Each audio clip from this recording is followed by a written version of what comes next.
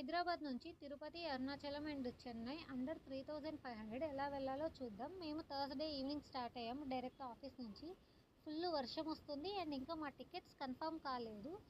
కానీ మేము కరెంట్ అవైలబిలిటీలో చూసుకొని గుంటూరు వరకు బుక్ చేసుకున్నాం. గుంటూరులో మాకు వేరే ఫ్రెండ్స్ వచ్చి జనరల్ టికెట్స్ ఇచ్చారు. ఇంకా జనరల్‌కి తిరుపతి వరకు వెళ్ళిపోయాము.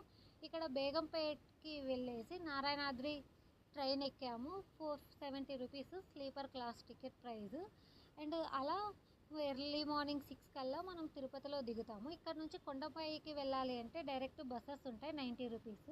ఆర్ఎల్స్ అలిపిరి మెట్ల మార్గం వెళ్ళాలంటే అలిపిరి మెట్ల వరకు 50 రూపీస్ ఇస్తే ఆటో వాళ్ళు దించుతారు.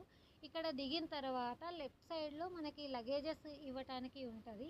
ఈ లగేజ్ ఇస్తే మనకి పైకి వచ్చిద్ది అండ్ ఫస్ట్ ఫ్లోర్కి వెళ్ళి మనం ఫ్రెష్ అయిపోవచ్చు. ఇంకా నెక్స్ట్ మేము మెట్ల మార్గం నుంచి నడవటం స్టార్ట్ చేసాము. రిమైనింగ్ పార్ట్స్ కోసం ఛానల్ని సబ్స్క్రైబ్